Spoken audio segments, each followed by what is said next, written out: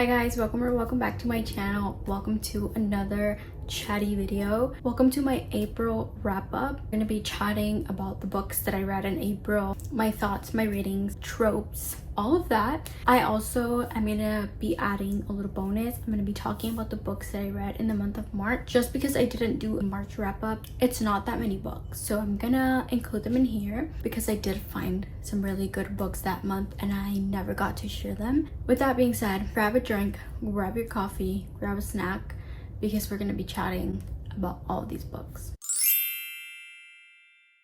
Okay, so starting off with the first book that I read in the month of April is Magnolia Park's The Long Way Home. Yeah, The Long Way Home. I didn't initially rate this book just because I didn't know what I wanted to rate it, but now we're at the end of the month. I've had time to think about it and I'm rating this 4 stars. I'm not going to talk much about the plot of this book because it is book 3 in the series, and if you haven't read the series, I don't want to spoil anything. I liked it, but I don't think it's my favorite in the series yet. I'm really excited for the next book. I feel like the next book would be even better. Then I read The Match by Sarah Adams, 4 stars, just because it's such a cute, sweet romance. This one is one of her titles from her backlist. I really just wanted to read her older books and this is one of them, so I picked it up, read it, and it's cute. She is diagnosed with epilepsy and she works with a dog service company, and our male main character Jacob, he is looking to get a dog for his daughter who also has been diagnosed with epilepsy. So that is how our 2 main characters meet.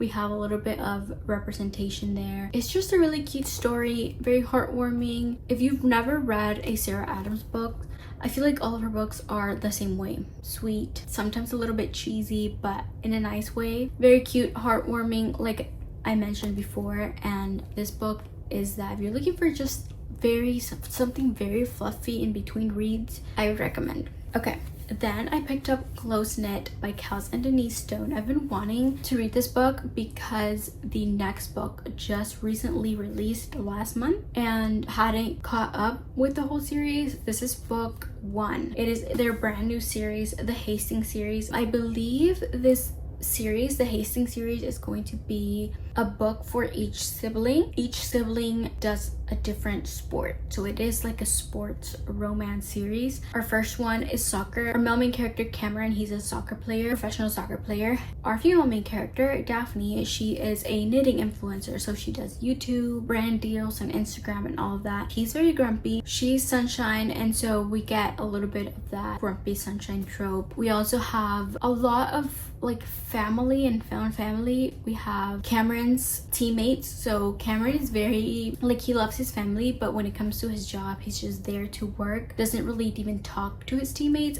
outside of soccer. You get to see Daphne bring him out of that shell kind of and get to know his teammates outside of soccer. Love the writing. I had fun time. This was 4 stars. I'm excited for the next one. Okay, then I listened to the audiobook of Flirting with Disaster by Nina Kumar.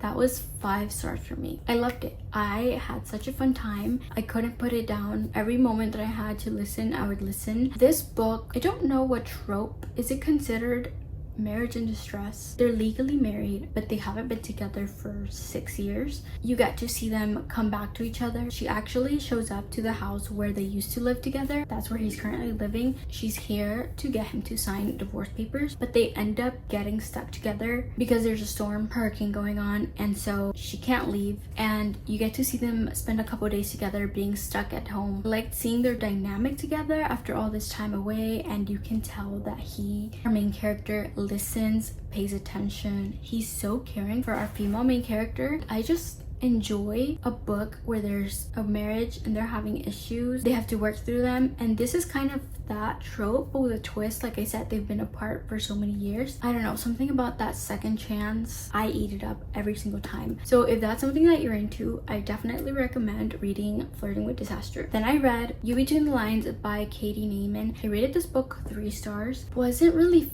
feeling it. Felt a little bit slow.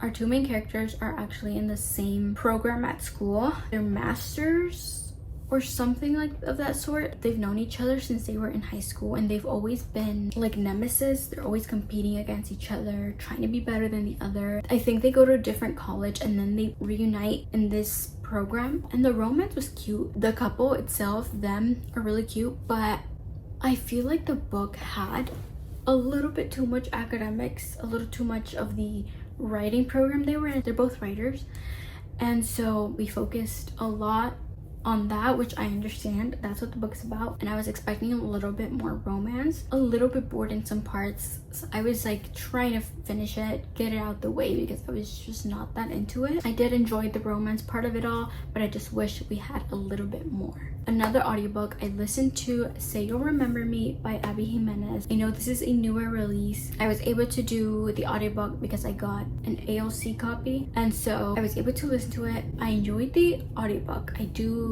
like the narrators. I was hooked. The book itself, I'm giving it 4 stars. Overall, a cute story. Our male main character, he is a vet, and our female main character, she comes in with her kitty. They don't start off on the right foot because he is kind of grumpy and mean. That's what he's known for in his clinic. He's just kind of like a mean doctor, will tell it to you how it is and stuff like that. So they kind of get off not on the wrong foot, but she already has that idea of him. But I will say the reason why this book wasn't a 5-star for me was because it was a little bit of insta attraction. Since the day they met, they're attracted to each other. They can't really be together because he works here, she lives here, and so it just felt like this whole book, nothing was going right for them as a couple, as people. They couldn't catch a break, literally. I rated it 4 stars, so I enjoyed it, but it wasn't my favorite. I have been seeing a lot of negative reviews. Reading is subjective. You could hate it, you could love it. All the books that I talk about, I mean, I could give a book a 5-star, you could give it a 3-star, I could give a book a 3-star, you could give it a 5-star. So at the end of the day, you have to read it on your own, get your own rating. Then I've been reading 10 pages of nonfiction for the past like 2 weeks, and so I was able to finish this book. It's called I Feel Bad About My Neck and Other Thoughts on Being a Woman by Nora Ephron. I'm not gonna read this book just because it is a nonfiction, and I don't really know how to rate nonfiction books when it's a person's life story. So I'm not reading this, but I'm just gonna say that I didn't really enjoy this book. If you have any recommendations for nonfiction that are good, interesting, leave them down below, because this was not it. There was no plot.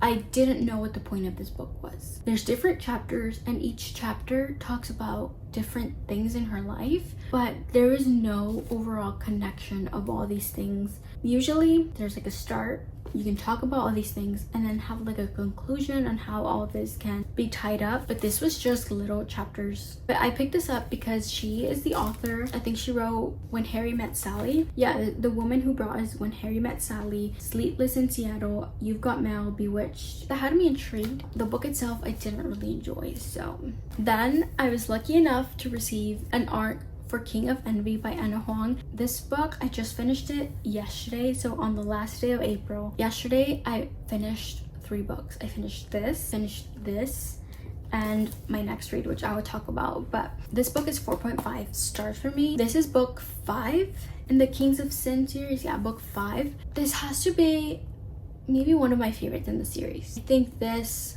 and the first one have to be my faves. If you like a morally gray character, you're gonna like this. If you don't like morally gray men, you're probably not gonna like this. It's like a Beauty and the Beast kind of. So our female main character, Ayana, she is actually engaged to another man, and Vuk has always wanted her. He always liked her, but he can't do anything because she's engaged to his best friend. Vuk happens to be the best man in this wedding, so his hands are tied. He can't do anything about it. He just has to watch the girl he likes be with another man. But what Vuk doesn't know is that Ayana is engaged to this man, Jordan, but it's a fake relationship, fake fiance, because she's trying to help Jordan get his inheritance from his grandma. So there's that tension, that yearning of him wanting her, and also she kind of finds him a little bit attractive, and she's intrigued by him because he doesn't talk, he doesn't speak. He's had some trauma. Luke has like these burn marks, a scar on his face, he doesn't talk, and so people are that's kind of where the beast thing comes in. Like, people are scared of him, they don't really talk to him, they look away. And Ayana is a supermodel. Ayana she doesn't look at all that like she looks at the person that he is, and so obviously he feels that Ayana actually cares for him. I'm not gonna say much, you have to read it, it's so good. This book has a little bit more mystery and suspense to it, a little bit more action. We have a plot that we follow. It's very interesting. It kind of feels like I'm reading a mafia romance, which I haven't read in so long. This was good because we have that romance, that suspense plot in the back. This book is a thick one. It's 510 pages. I read this so quickly, I just couldn't put it down. So if you haven't read this series, I definitely recommend. Billionaires, they're all billionaires. I had a fun time reading this. Then for my last book of April, I did a reread of Deep End by Ali Hazelwood. I did the audiobook, and let me just say, I had such a great time. I had the best time listening to this book. The first time I read, I did the physical book, but this time I did the audiobook. I love it even more. I loved this book so much the first time that I read it, but doing the audiobook as a reread, it's 10 out of 10 experience. Lucas, his accent, he's so... I need a moment. Lucas has been promoted to #1 spot book boyfriend list. That title does not come lightly. It does not come lightly. This book might not be for everyone, so look up what this book is about. For those that haven't read Deep End, a competitive diver and an ace swimmer jump into forbidden waters in the steamy college romance. So they are in the same college. Scarlett is on the diving team and Lucas is on the swimming team. That's all I'm gonna say, because you just have to read it if you want to, of course. But I love this book so much. I ended April with a bang with this book. 5 stars. Did I mention? I don't think I needed to mention, but my first read was a 5-star. My reread was a 5-star as well.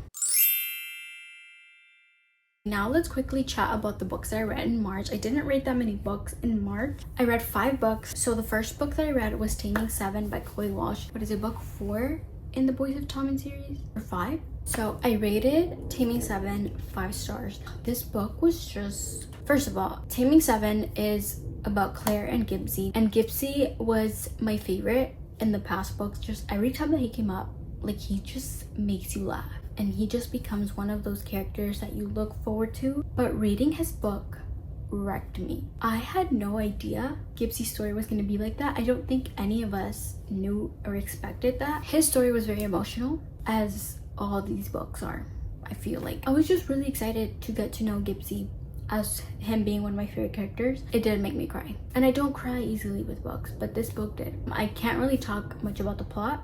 You have to go into it if you haven't read the series. Boys of Tommen series, very emotional books. Look up trigger warnings if you need to. I love them all, I really do, but Gibbsy just has like that little special place in my heart. Then I read Wildside by Elsie Silver. This was 4 stars for me.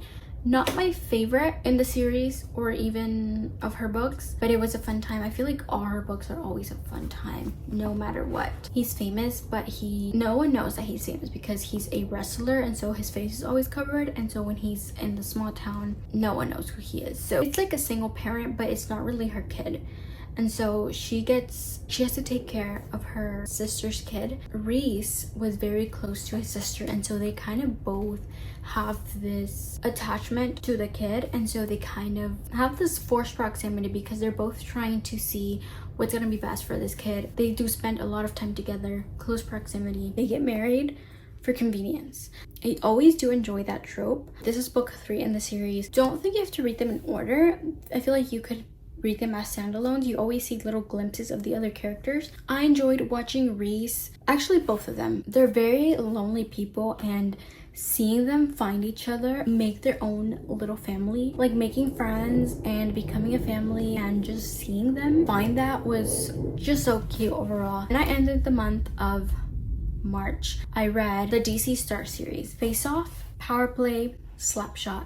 They're all hockey romances. All the male main characters are in the same hockey team. The first book, we have the male main character, he's in the hockey team, but also our female main character is in the hockey team. So that was very interesting to see. Black cat, female main character, and a golden retriever, male main character. Power play was the goalie, and our female main character is the team reporter. So she's on the sidelines doing the interviews, all that. He's very grumpy, will not talk to anyone, doesn't do interviews, but he has a soft spot for our female main character. That one was my favorite. First book was 5 stars, Power Play was 5 stars, and then Slapshot was 4.5. I had a great time reading these books. I read them back to back. I don't typically read a series back to back, but this, I feel like I needed to. I was just hooked and I wanted the next one right away. Last one, Slapshot. He is also on the team, of course, and she is his personal chef. And she's also a single mom. Forced proximity, because she moves in to his house to cook and stuff. Her daughter's also deaf, and so there's that representation in that book. Our male main character in that book is very golden retriever vibes. They're all boy obsessed. Caretaking scenes in all of them. Absolutely love the series. Overall 5 stars for the series. I'm so excited for the next one. But yeah, March was a very quick month, but I found that new series that I love, so I'm happy with it. But yeah, those are all the books that I've read in the past 2 months. I've had a great time. I've had such great books. That is it for the books that we've read.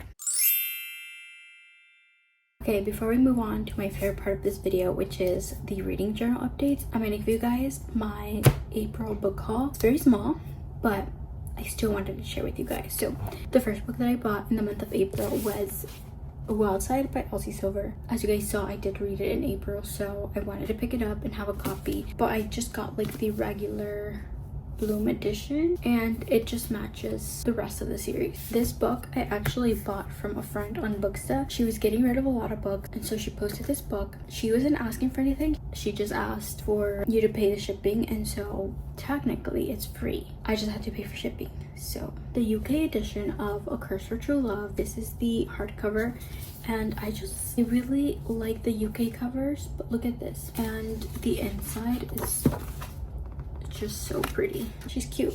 And then I went to Barnes the other day because there was some new releases. First one, Great Big Beautiful Life by Emily Henry. This is the Barnes & Noble edition. You're joking. It was brief and it was beautiful. I don't know what that means yet, and I'm scared. Got the Barnes edition because it's pink. The regular hardcover is orange. I was going to wait for the paperback, but it's pink. I had to. And the end papers got me as well. Then I picked up, if you know me, you know I love the Shatter Me series. The newest book in the Shatter Me universe. Look at this. Gold foiling, gold edges. Don't know what that means. And then it has like a gold foiling quote. I'm so excited to read this, actually. To be back in this universe, even if it's not the same characters, I'm so excited. I'm actually so excited. Those are all the books that I bought in the month of April. Super quick haul, 4 books. It's time to work on my reading journal. But before I get into that, I was wondering if you guys like the reading journal updates to just be me showing you what I've done throughout the month, or do you like to see the process of me working on it and then giving you the flip through updates? But you guys let me know and I'll do that next time. But for now, let's update. I already cut out my book titles. These are some extra ones. March and April I didn't do like a book journal spread. I just didn't feel like any of the books spoke out to me that I needed one. I kind of wanted to do one journal spread for the DC Star series, but I ended up not doing it last month. I just kind of skipped it. And then this month I had a couple good reads. I had a 5-star read. I didn't really feel like doing a journal spread for any of the books that I read this month, so I'm just gonna skip that. I'm sorry. Even though I want to do a book spread, none of the aesthetics are like speaking out to me. Let me go in, do updates, and I'll come back.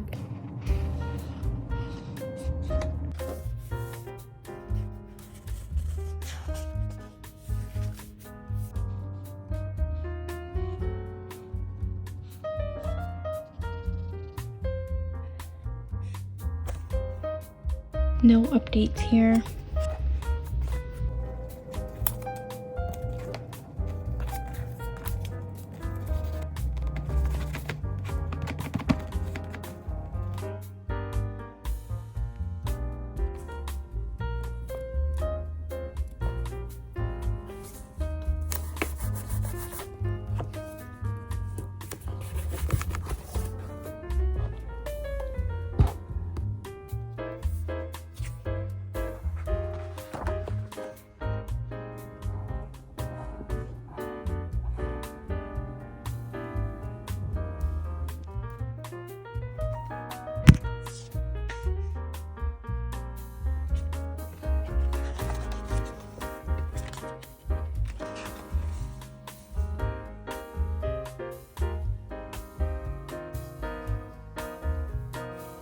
So that is it for this video. Thank you guys so much for watching. I hope you get some book recommendations. If you have any recommendations for me, feel free to leave them down below. I'm always open to add books to my TBR. Yeah, that's it for this video. Thank you guys so much for watching. Hope you enjoyed it. Don't forget to like, comment, subscribe, all that YouTube stuff, and I will see you guys next time.